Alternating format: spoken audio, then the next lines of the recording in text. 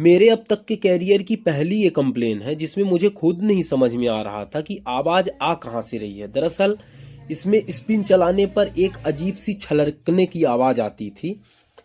जब मैं आके देखता हूँ तो मुझे खुद ही नहीं समझ में आ रहा था कि ये आवाज़ आ कहाँ से रही है। देखिए ऐसी आवाज़ आती थी।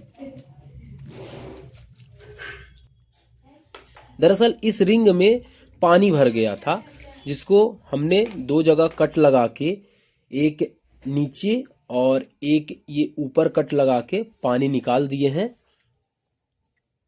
अब आवाज़ आना बंद हो गई है। अब इसको फिट फाट करके चला के देखेंगे सही चलता है कि नहीं।